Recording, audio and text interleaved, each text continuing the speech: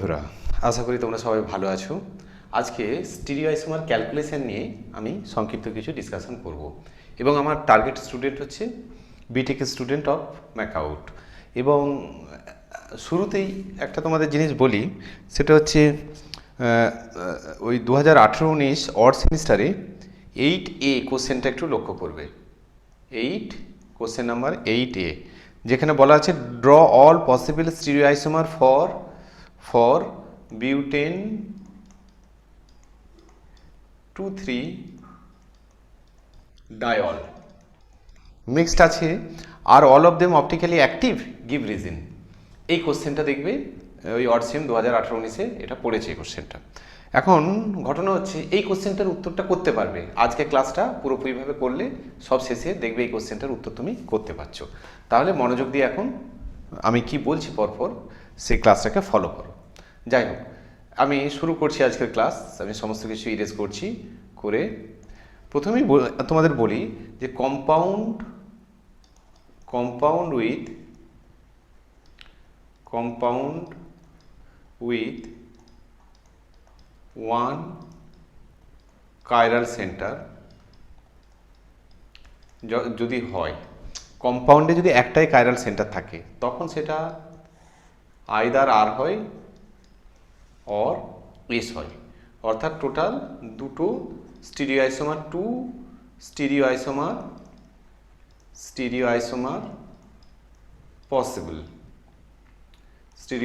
Possible, এবং তারা একে অপরের এনানসিওমার হবে। এটা আমরা আগের দিন ক্লাসে শিখেছি। এবং তার মধ্যে এনানসিওমার এবং তার মধ্যে অন্য কোনো স্টিরিওজেনিক ইউনিট নাই, লাইক ডবল বন্ড এই সমস্ত থাকা চলবে না। ডবল বন্ড থাকলে আবার অন্যরকম কেস চলে আসবে। তার মধ্যে আমি ঢুকছি না, আমি বলছি খুব বেশি ভেতরে আমি ঢুকবো না, যেহেতু আমার টার্গেটটা হচ্ছে যে তোমাদের খুব বেসিক আইডিয়া দেওয়া স্টিরিও কেমিস্ট্রি সম্পর্কে। তো যাই হোক, তাহলে দুটো থাকবে। এখন প্রশ্ন হচ্ছে মোর দ্যান ওয়ান যদি কাইরাল সেন্টার থাকে, সেক্ষেত্রে কী হবে, কটা স্টিরিওআইসোমার পাবো? এখন আলোচ্য বিষয় হচ্ছে সেটাই হচ্ছে তাহলে এটাকে ইরেজ করে এখন মোর দ্যান ওয়ানের জন্য কি ফর্মুলা আছে না আছে সেগুলো বলি। এবং আমি একেবারে ফর্মুলার অরিজিন থেকে শুরু করব, তাহলে ফর্মুলাটাও ভেরিফাইড হয়ে যাবে, অ্যাজ ওয়েল অ্যাজ মানে ফর্মুলাটা তোমার জানাও রাখতে হবে পরীক্ষার জন্য বেসিক্যালি। এবং এখানে আমি এমন দেখবে যে ভাবে উত্তরগুলো করব যাতে করে ফর্মুলাটাও যে ঠিকঠাক সেটা প্রমাণিত হয়ে যাবে এবং তোমার আনসারটাও হয়ে যাবে। যাই হোক, আমি যেটা বলতে চাচ্ছি যে compound with more than one chiral centre. More than one chiral centre হলে কি হবে? সেক্ষেত্রে এক নম্বর যেটা হবে, ইফ দ্য মলিকিউল কন্টেন্স, যদি একটা মলিকিউলের মধ্যে, আগে বলে দিই তারপর লিখে দিচ্ছি, যে এন ডিফারেন্ট কাইরাল সেন্টার থাকে, N number of different chiral centre থাকে, বা নন ইকুইভ্যালেন্ট কাইরাল সেন্টার থাকে, বা কাইরাল সেন্টারগুলো যদি কনস্টিটিউশনগুলো আলাদা আলাদা রকম হয়, বা অন্য কথায় বলতে পারি, if the molecule can not be divided into two equal half, মলিকিউলটাকে যদি দুটো সমান হাফে ভাগ না করতে পারি, বা দুটো মিরর ইমেজ হাফে যদি ভাগ করতে না পারি, এই অবস্থায়, যেমন ধরো একটা এক্সাম্পল দিচ্ছি, যে এইরকম CH3, এইখানে আছে CHCl আছে, ধরো CHCl, তারপর ধরো CHOH, তারপর ধরো CH3, এইরকম একটা এক্সাম্পল দিয়ে দিলাম। এইটার দেখো মাঝামাঝি কিন্তু মলিকিউলটাকে দুটো হাফে আমরা ভাগ করতে পারবো না। আর এইটার যে কাইরাল সেন্টার, তার যা কনস্টিটিউশন, এখানে Cl আছে, H আছে, CH3, এবং এখানে H আছে, OH আছে, CH3, এই যে OH আলাদা আছে, তার মানে কনস্টিটিউশনগুলো আলাদা, এবং সেই কারণেই দুটো ইকুয়াল হাফে আমরা ভাগ করতে পারলাম না। এই জন্য এই কাইরাল সেন্টার, ধরো এইটাকে যদি এই যে অল মানে এই দিক থেকে শুরু হবে 1 2 3 4, অর্থাৎ 2 আর 3 এই দুটো পজিশনের কাইরাল সেন্টারকে আমরা নন ইকুইভ্যালেন্ট কাইরাল সেন্টার বা ডিফারেন্ট কাইরাল সেন্টার এইটা বলতে পারি। এই রকম যদি হয়, N number of different chiral centre যদি হয়, তাহলে টোটাল নাম্বার অফ স্টিরিওআইসোমার হয় 2n, এবং তার সবগুলোই অপটিক্যালি ইনঅ্যাক্টিভ হয়, সবগুলোই অপটিক্যালি অ্যাক্টিভ বা অপটিক্যাল আইসোমার হয়, এবং সংখ্যাটা হচ্ছে 2n, এবং অপটিক্যালি ইনঅ্যাক্টিভ বা মেসো কম্পাউন্ড এখানে সংখ্যায় হবে 0, একটাও হবে না। ওকে, তাহলে সেটাই আমি এখন ভাষায় লিখছি। If the molecule contain n number of n different chiral center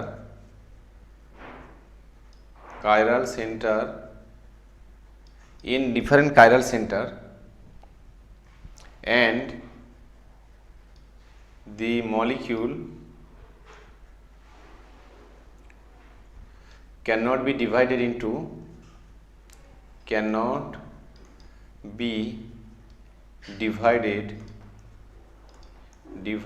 into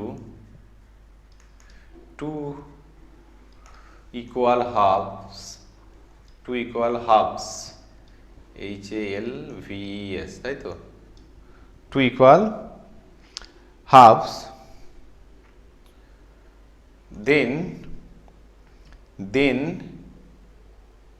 তখন হচ্ছে ব্যাপারটা হচ্ছে এইরকম, যে এরকম আমি একটা ছক করে লিখছি যে number of optically active isomer বা optical isomer, number of optically active isomer বা অপটিক্যাল আইসোমার যাই বলো, will be equal to 2 to the power n, আর optically inactive, that is optically inactive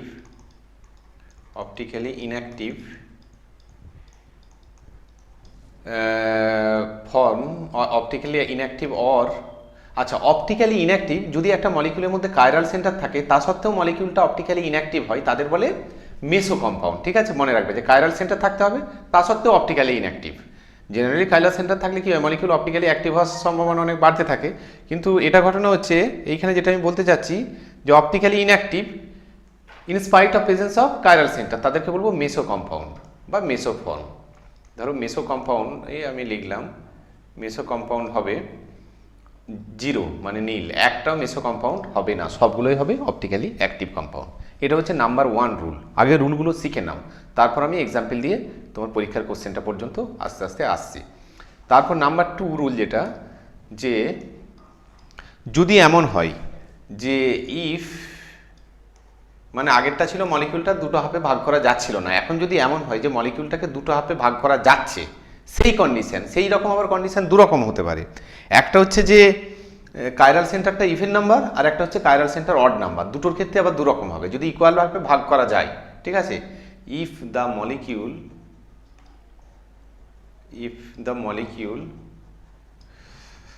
contains even number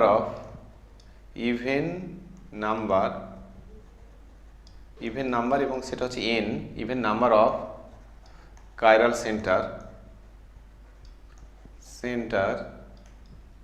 centers and even number of chiral center মানে 2, 4, 6 এরকম যদি chiral center হয়, and the molecule can be divided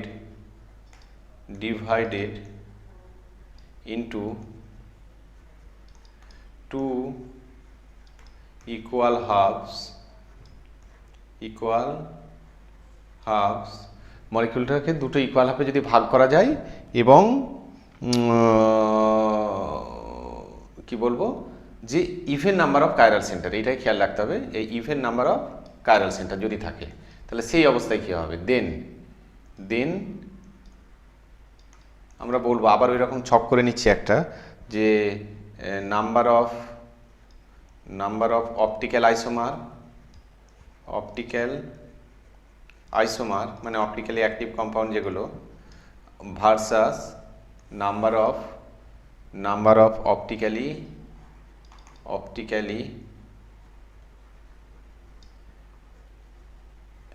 active meso form, optically active or meso compound, optically active meso compound number কত হবে? এটা হবে যদি even হয়, এটা বারবার খেয়াল রাখবে, এটা হবে 2 টু দি পাওয়ার, এই ফর্মুলাগুলো মুখস্থ রাখতে হবে তোমাকে, 2 টু দি পাওয়ার n-1, আর এইটা হবে 2 to the power n/2 -1, 2 to the power n/2 -1, বা এটাকে এইভাবে বলা যেতে পারে 2 টু দি পাওয়ার, এটাকে যদি মানে সিম্পলি n-2/2 এইভাবে বলতে পারো, তাই না? এটাকে যদি এইভাবে পুরোটার মধ্যে টুটাকে হোল করো আর কি, n minus two by whole two. তো যাই হোক, যেভাবে খুশি বলতে পারো, কিন্তু বেসিক্যালি তার মানে তখন কিন্তু অপটিক্যালি ইনঅ্যাক্টিভ, আগেরটাই কিন্তু অপটিক্যালি ইনঅ্যাক্টিভ মেসো কোনো ছিল না যদি সেই কম্পাউন্ডটাকে দুটো হাফে ভাগ করা না যেত। কিন্তু দুটো হাফে ভাগ করলে মেসো কম্পাউন্ড বা অপটিক্যালি ইনঅ্যাক্টিভ ফর্ম কিন্তু সেখানে চলে আসবে, আর অপটিক্যালি অ্যাক্টিভ ফর্মও থাকবে, অপটিক্যালি ইনঅ্যাক্টিভ ফর্মও থাকবে। ঠিক আছে, এটা হচ্ছে ইভেন নাম্বার যদি মলিকিউলটাকে দুটো হাফে ভাগ করা যায় এবং even number of chiral centre থাকে। এবার যদি মলিকিউলটাকে দুভাগে ভাগ করা যায় এবং odd number of chiral centre থাকে, সেক্ষেত্রে আবার রুলটা একটু অন্যরকম। সেক্ষেত্রে রুলটা এইরকম, যে এইরকম number 3, if the molecule contains n number of molecule contain odd number of chiral centers, if the molecule contains odd number of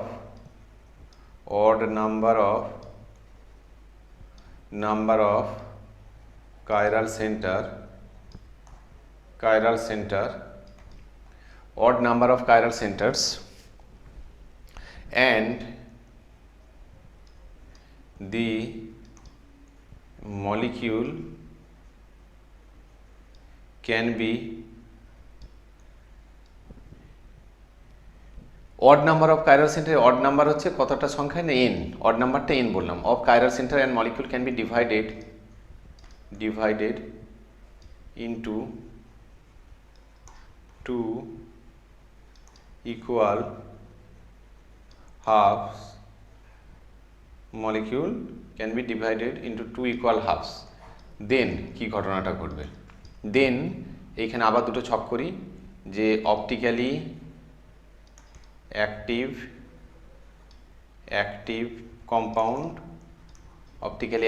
compound কতগুলো হবে, তার মধ্যে অপটিক্যালি অ্যাক্টিভ কম্পাউন্ড বা অপটিক্যালি অ্যাক্টিভ আইসোমার কটা হবে, আর অপটিক্যালি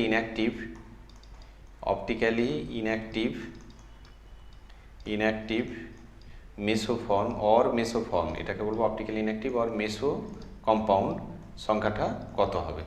সেই ফর্মুলাটা একটু মনে রাখো, এটা হবে 2 to the power n minus 1 minus 2 to the power n minus 1 by whole 2, আর এইটা হবে 2 to the power n minus 1 by 2। Okay, এই হলো তিনটে ফর্মুলা। এখন এই ফর্মুলাগুলো তোমরা মুখস্থ রাখবে, খুব সোজা কথাই, কারণ মাল্টিপল চয়েস কোশ্চেনে বাই চান্স দিয়ে দিতেই পারে। কিন্তু আমরা যখন যেমন পরীক্ষায় কোশ্চেনটা বললাম আর কি, এইরকম কোশ্চেন পড়েছে, একদম will begin from the scratch, একদম শুরু থেকে শুরু করব, যে তাহলে একদম এই ফর্মুলাগুলো ভেরিফাইড হয়ে যাবে তোমাদের। দেখো আমি একের পর এক প্রবলেমগুলো করছি, তাহলেই উত্তরগুলো পেয়ে যাবে। এখন প্রবলেম শুরু করা যাক, আমার বেসিক ব্যাপারটা বলা হয়ে গেছে, এখন প্রবলেম শুরু করা যাক। এখন ধরো কোশ্চেন নম্বর এইরকম দিলাম, আমি দুটো কোশ্চেনে দুটোই প্রবলেম করাবো, হ্যাঁ, এবং পরীক্ষায় পড়লে এই দুটোর মধ্যেই পড়বে আশা করা যায়। কোশ্চেন 1 হচ্ছে যে এইরকম, যে হাউ মেনি স্টিরিও আইসোমার, ঠিক ওই একই রকম ল্যাঙ্গুয়েজ আর কি, তোমার যেটা পরীক্ষায় পড়েছে, যে draw all possible stereo isomers for এইরকম তো এইখানে এইরকম পড়তে পারে, যে ধরো কোশ্চেনটা এরকম পড়লো, draw all possible stereo isomer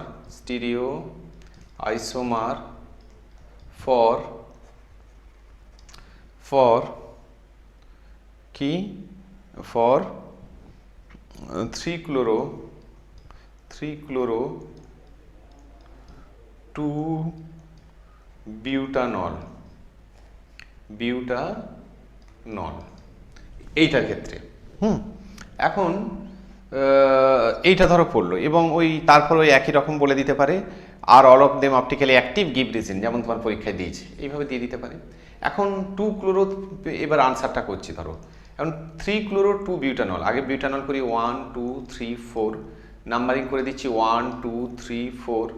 এবার 3 পজিশানে ক্লোরো, 2 পজিশানে এখানে Cl, 2 পজিশানে অল, দ্যাট ইজ OH, এখানে Cl, এখানে OH, আর এটা হচ্ছে CH3, এটা তাহলে হবে CH, এবং এটা একটা কাইরাল সেন্টার হবে, 2 নম্বর পজিশনটা বুঝতেই পারছো, আর 3 নম্বরটাও হবে আলাদা আলাদা গ্রুপ অ্যাটাচড আছে, 3 নম্বরটাও হবে একটা কাইরাল সেন্টার। অর্থাৎ এখানে দুটো কাইরাল সেন্টার আছে। মলিকিউলটাকে আরেকটু ভালোভাবে লিখি, হ্যাঁ, এখন মলিকিউলটার স্ট্রাকচারটা আমরা জেনে গেছি, একটু ভালোভাবে লিখে যে এইভাবে লিখি যে CH3, তারপর CH, CHOH, তারপর হচ্ছে CH, Cl, তারপর হচ্ছে এইখানটায় CH3 হবে, তারপর হচ্ছে যে CH3। This is the molecular formula. এবার হচ্ছে এই কম্পাউন্ডটাকে তুমি দেখেই বুঝতে পারছো যে দুটো ভাগ, it can not be divide into two equal half, because একদিকে আছে OH, একদিকে আছে Cl। It can not B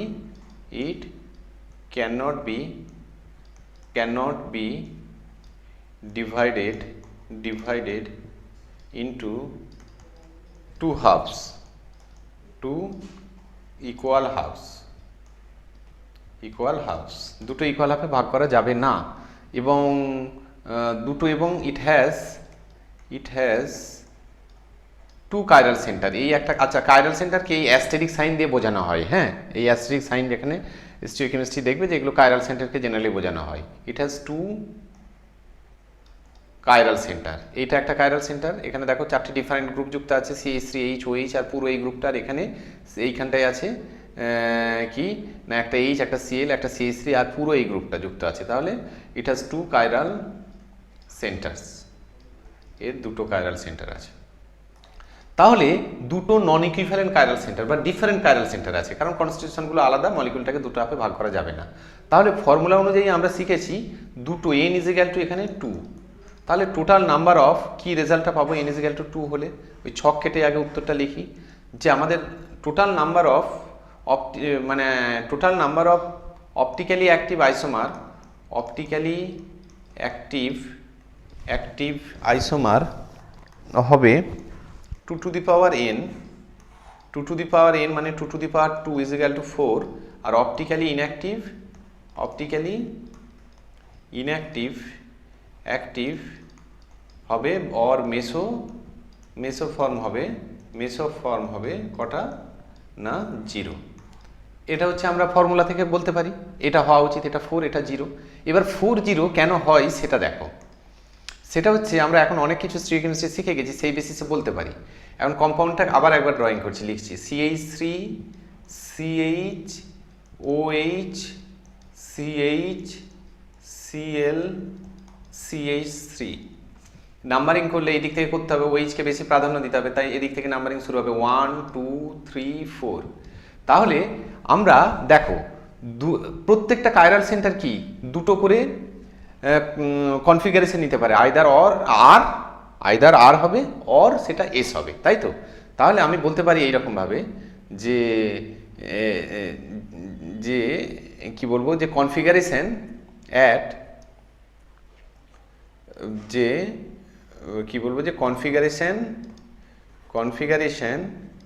at C2 কি হতে পারে, এক হতে পারে, আর হতে পারে, অর এস হতে পারে, দুটো একটা। এবার যখন এটা আর অবস্থায় ধরো আছে, সেই অবস্থায় 3 নম্বর কার্বনটা সেটা আরও হতে পারে, আবার এসও হতে পারে, দুটোই হতে পারে। তাহলে আমরা বলতে পারি এখানে যে কম্বিনেশন অফ কনফিগারেশন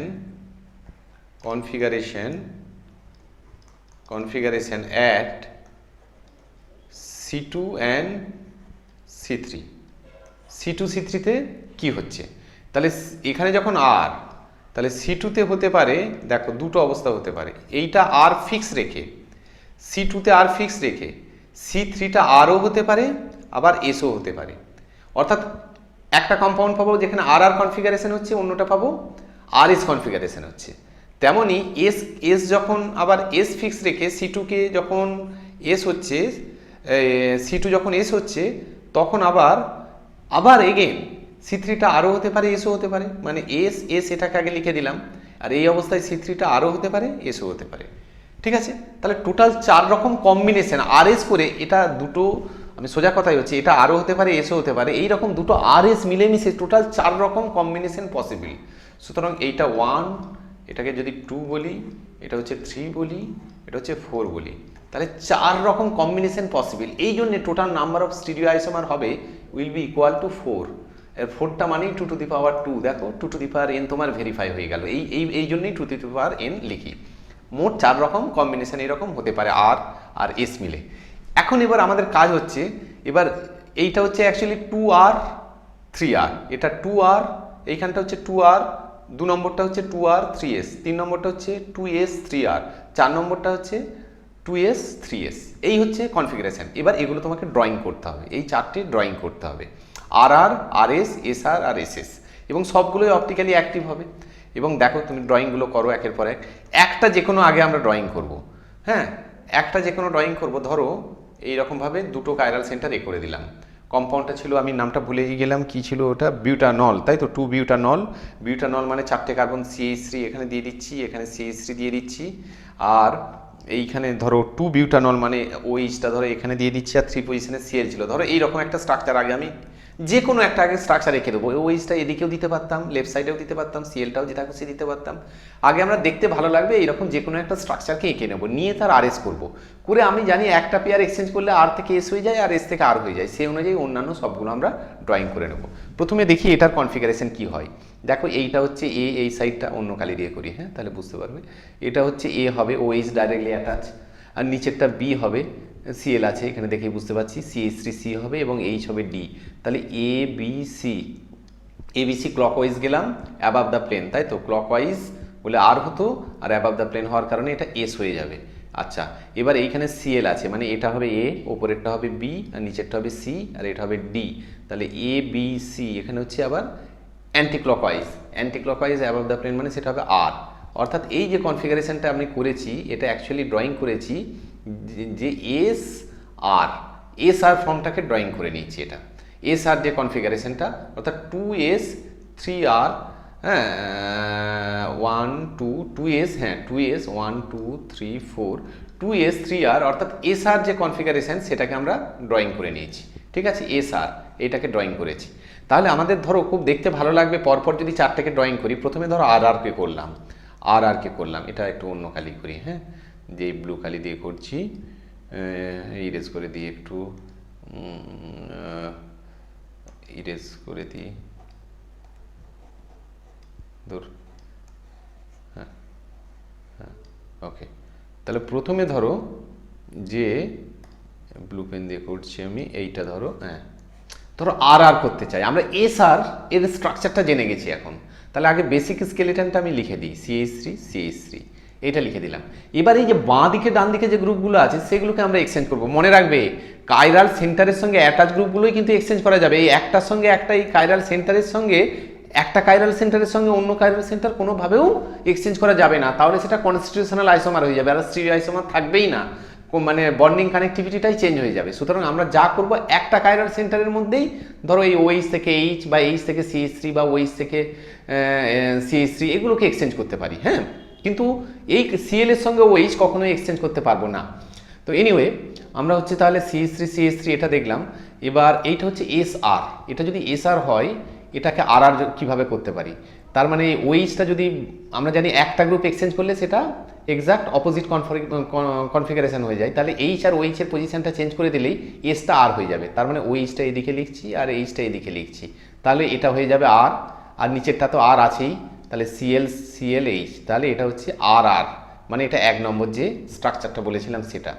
2 নম্বর স্ট্রাকচারটা ছিল RS, এটা RR পেয়ে গেছি আমরা, তাহলে CH3 RS মানে ওপরেরটা R যেমন আছে, তাহলে OH-টা বাঁ দিকেই রাখবো, H-টা ডান দিকেই রাখবো, তার মানে এটা Rই থাকলো, আর নিচেরটাকে S করতে হবে, তাই তো, এটা R আছে, তাহলে S করতে গেলে Cl-টা এখানে রাইট সাইডে আছে, Cl-টাকে লেফট সাইডে নিয়ে চলে এলেই এটা হয়ে যাবে S, তাহলে H, তাহলে এটা হলো 2 নম্বর।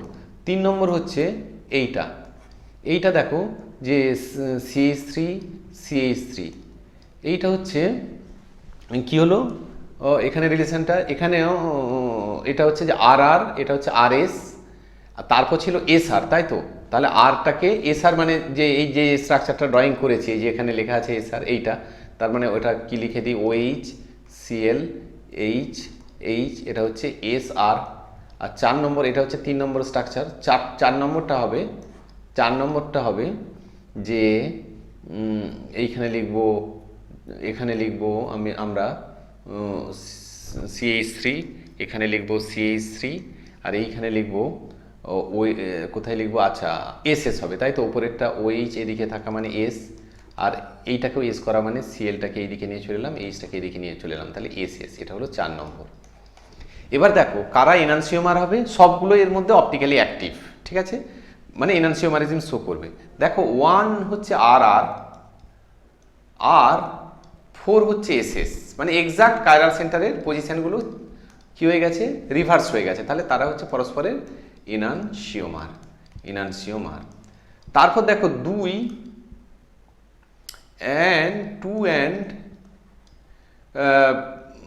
অ্যান্ড কত বলবো এটা 3, 2 আর 3 দেখো একটা আর এস, অন্যটা হয়ে গেছে এস আর, এখানেও এক্সাক্ট রিভার্স হয়ে গেছে, তাহলে তারাও পরস্পরের এনানসিওমার।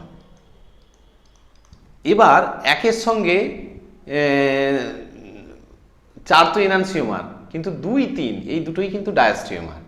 একের সঙ্গে 1 and 2 আর 1 and 3 দুটোই হচ্ছে ডায়াস্টিওমার, ডায়াস্টিরিওমার। আচ্ছা, আবার এইরকমভাবে 2, 3, 4 সবই আমরা করতে পারি। এটাকে একটা ডায়াগ্রামেটিক্যালি একটু দেখানো যেতে পারে।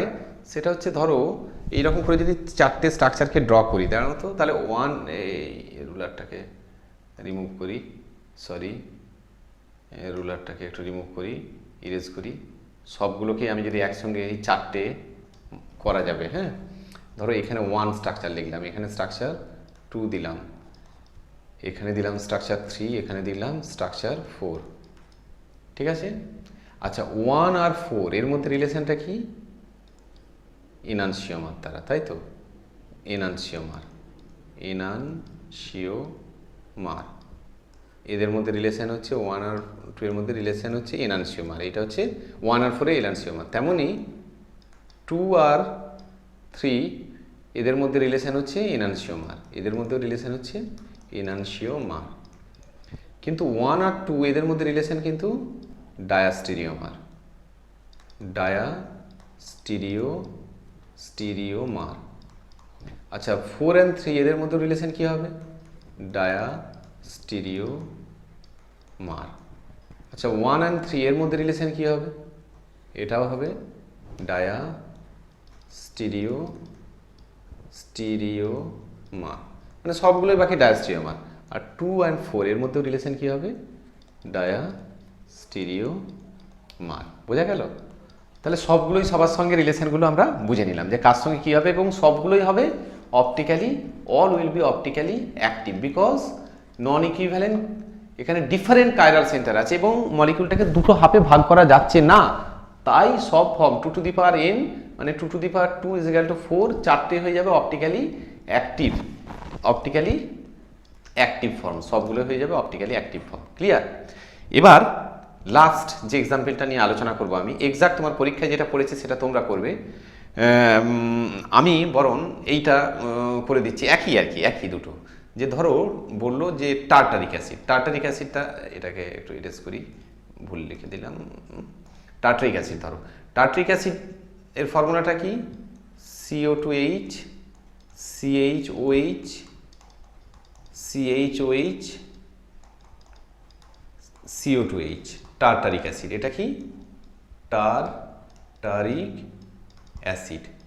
এখন এর how many stereo isomer possible, যে কতগুলো অপটিক্যালি অ্যাক্টিভ ফর্ম আছে, আর অপটিক্যালি অ্যাক্টিভ কতগুলো আছে, আর কতগুলো মেসো ফর্ম, মেসো মানেই অপটিক্যালি ইনঅ্যাক্টিভ কতগুলো আছে। এখন এটা আমাদের টার্গেট। এবার এই মলিকিউলটার বিশেষত্ব লক্ষ্য করো, এই মলিকিউলটা কিন্তু দুটো ইকুয়াল ভাবে ভাগ করা যাচ্ছে, এইটা বন্ডটা, মাঝেরটা বন্ডটা, দুটো ইকুয়াল, মানে একদিকে CHOH CO2H, অন্যদিকেও CHOH CO2H, দুটো আগে ভাগ করা যাচ্ছে। এবং এই মলিকিউলটার দুটো বৈশিষ্ট্য, যে 2 কাইরাল সেন্টার সংখ্যা কত, দুটো, 2 even number of chiral centre 1 নম্বর বৈশিষ্ট্য। 2 নম্বর বৈশিষ্ট্য, can be divided into 2 equal halves, দুটো ইকুয়াল হাফে ভাগ করা থাকে, দুটো ইকুয়াল হাফে ভাগ করা যাচ্ছে। তাহলে এই জাতীয় যদি মলিকিউলগুলো হয়, তোমাদের আগেই শিখেছিলাম যে কি ফর্মুলাটা যদি ইভেন নাম্বার হয় এবং দুটো ভাগে যদি ভাগ করা যায় তাহলে কি, যে 2 টু দি পাওয়ার n-1 হবে অপটিক্যালি অ্যাক্টিভ ফর্ম। এখানে তাহলে দুটো কাইরাল সেন্টার আছে, এখন আমি মুছে দিচ্ছি। হ্যাঁ, যে দুটো কাইরাল সেন্টার আছে, দুটো কাইরাল সেন্টার যদি থাকে তাহলে অপটিক্যালি, আগে ফর্মুলা কি বলছে দেখে নাও, তারপর আমরা করব। Optically active form, active form. আর এইটা হচ্ছে optically inactive form, meso or মেসো।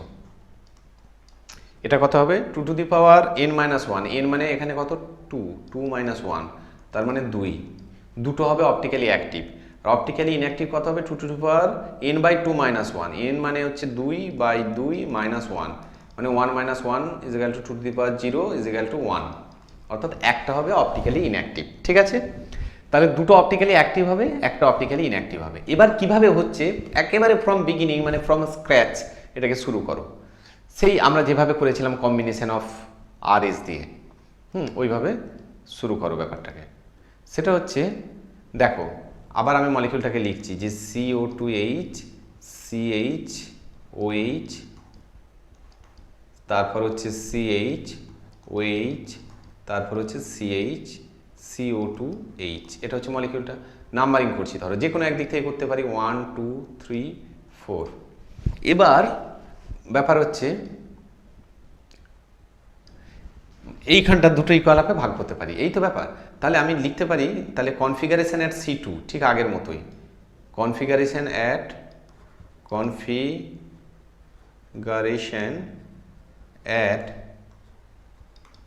C2, সেটা কি হতে পারে, R হতে পারে বা S হতে পারে। এবার combination of configuration at C2 and C3 configuration combination, সেটা যদি করো ঠিক আগের মতোই করলে, এখানে আর থাকলে এটা প্রথমে আর লিখে দিই এটা, তাহলে C3 আরও হতে পারে আর এসও হতে পারে, তাহলে এটা আর SS ঠিক আগের মতোই। আর এখানেও সিমিলারলি আগে SS লিখে দিচ্ছি আমরা, যে তাহলে SR হতে পারে বা SS এইটা হতে পারে, এই 4 রকম কনফিগারেশন হতে পারে। এবার একটা ট্রিক্স তোমাদের আমি শিখিয়ে দিচ্ছি এখানে, 1 2 3 4। তাহলে বললেন স্যার আগের সঙ্গে তফাৎটা কি, একই তো করলেন আগের যেটা করলেন। এবার একটা জিনিস তোমাদের শিখিয়ে দিচ্ছি, যে এটা ইভেন নাম্বার বা অড নাম্বার, যে কোনো নাম্বার অফ কাইরাল সেন্টারই হোক না কেন, মলিকিউলটাকে যদি দুটো ভাগে ভাগ করা যায়, এটা একটা ট্রিক্স। হ্যাঁ, একটা ট্রিক, খুব ভালো ট্রিক্স, মনে রাখবে। যে আমরা লেফট হ্যান্ড সাইড থেকে রাইট হ্যান্ড সাইডে যদি কনফিগারেশনগুলো লিখি, এটা কিন্তু মনে রাখবে এটা টেকনিক একটা, এটা কোনো বিরাট কোনো রুল বা এরকম কিছু নয়, এটা আমরা দেখেছি এক্সপিরিয়েন্স থেকে, এটা করলে হয়, এই সেই ট্রিক্সটাই শেখাচ্ছি। তুমি RS, তুমি এটাকে যেমন আছে RS, ধরো 2 নম্বর কোনো একটা মলিকিউল আছে, যদি এটা ইকুয়াল হাফে ভাগ করা যায়, ধরো ইকুয়াল হাফে ভাগ করা যাচ্ছে, এই মলিকিউলটা করা যাবে ইকুয়াল হাফস, সে ভাগ করা যাচ্ছে, করা গেলে এটাকে আমরা জেনারেলি কি লেফট হ্যান্ড সাইড থেকে রাইট হ্যান্ড সাইডে লিখি।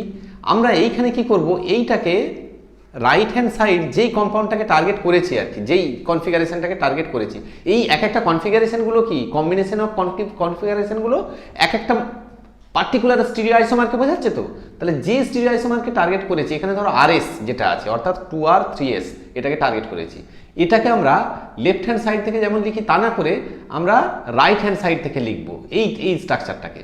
হ্যাঁ, যে রাইট হ্যান্ড সাইড থেকে আমরা লিখবো, তাহলে RS একে যদি রাইট হ্যান্ড সাইড থেকে লিখি সেটা হবে SR। এবার মলিকিউলটাকে যদি দুটো ভাবে ভাগ করা যায়, এইটা দেখা গেছে RS will be equivalent to SR, অর্থাৎ RS আর SR সেম মলিকিউলকেই রিপ্রেজেন্ট করে, সেম স্টিরিও আইসোমারকেই রিপ্রেজেন্ট করে, স্টিরিও আইসোমারকেই রিপ্রেজেন্ট করবে, সেম স্টিরিও আইসোমার। মানে এখানে আমি বলতে চাচ্ছি RS will be equivalent to SR, অর্থাৎ এই দুটো মিলে একটা কম্পাউন্ডকেই বোঝাবে। অর্থাৎ এইটা যদি 2 3 বলি এবং এটা তাহলে আমি এখানে বলি আবার নতুন করে রোমান 1, এই 2 3 মিলে রোমান 2 আর 4 হবে রোমান 3। প্র্যাকটিক্যালি তিনটে আমরা কম্পাউন্ড পাবো। এই তিনটের মধ্যে দুটো হবে অপটিক্যালি অ্যাক্টিভ এবং একটা হবে অপটিক্যালি ইনঅ্যাক্টিভ, যেমন তোমরা ফর্মুলায় শিখেছো। এবার কারা অপটিক্যালি অ্যাক্টিভ হবে এবং কারা অপটিক্যালি ইনঅ্যাক্টিভ হবে চলো সেটাই দেখা যাক। এখন তাহলে আমরা পরপর স্ট্রাকচারগুলো আঁকতে থাকি।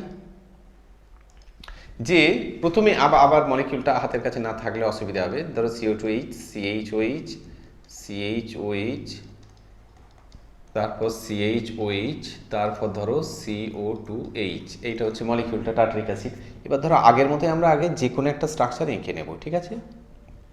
যে কোনো এঁকে নেব। ধরো এইখানে OH দিলাম, এখানে OH দিলাম, এবার একটু ঘুরিয়ে দিলাম, হ্যাঁ, H, আর এইটা ধরো CO2H, আর এইটা ধরো CO2H। এবার এটার কি কনফিগারেশন হয়েছে দেখা যাক। এখন এইটা হবে A, আর আমরা আগেই শিখেছি যে এখানে হচ্ছে যে এই ওপরেরটা B হবে, আর এইটা C হবে, এটা D হবে। তাহলে A B C anti clockwise above the plane মানে R হবে, এটা হবে R, আর এখানে এটা হবে A, আর এইটা হবে B, ওপরেরটা হবে C, এটা হবে D। তাহলে A to B to C anti clockwise এবং এখানেও হরিজন্টাল মানে অ্যাবাভ দ্য প্লেনে আছে, তার মানে এটা হবে R, অর্থাৎ এটা R কনফিগারেশন। এবার একটা টেনে নিলে এটা R, বাকিগুলো আমরা সব টানতে পারবো, তাই তো? তাহলে এখানে দেখি একটা টানি, যে প্রথমে দেখি R টানি, যে R কেন এই যে টানছি। এখন CO2H, এই যে OH, OH, H আর CO2H, ঠিক আছে? এইটা প্লাস এটা, তাহলে কি গেল না 1 নম্বর রোমান 1 স্ট্রাকচারটা RR, যেটা তোমরা খাতায় নিশ্চয়ই নোট ডাউন করছো, রোমান 1 RR ছিল। তারপর ছিল RSটা আর SR, তারা ইকুইভ্যালেন্ট, তারা একই কম্পাউন্ডকেই রিপ্রেজেন্ট করে। আচ্ছা, এবার দেখো আমি এখানে লিখলাম CO2H, এখানে CO2H, এবার RR এর জায়গায় RS করব। তাহলে এটা ছিল RR, RS করলে ওইসটা যেমন ছিল তেমনই লিখবো। তাহলে 2 নম্বর পজিশানে এটা Rই থাকলো, আর এইখানে 3 নম্বর পজিশানে R আছে, এটাকে S করতে গেলে ওইসটা লেফট হ্যান্ড সাইড থেকে রাইট হ্যান্ড সাইডে নিয়ে চলে আসতে হবে, অর্থাৎ এইটা নিয়ে চলে এলাম। তাহলে এইটা হয়ে গেল RS 3 নম্বর, তাহলে এটা হয়ে গেল রোমান 2 স্ট্রাকচার। এবার এইটা আর একটা যদি আমরা করি, আর একটা একটু সাইডে করি, হ্যাঁ,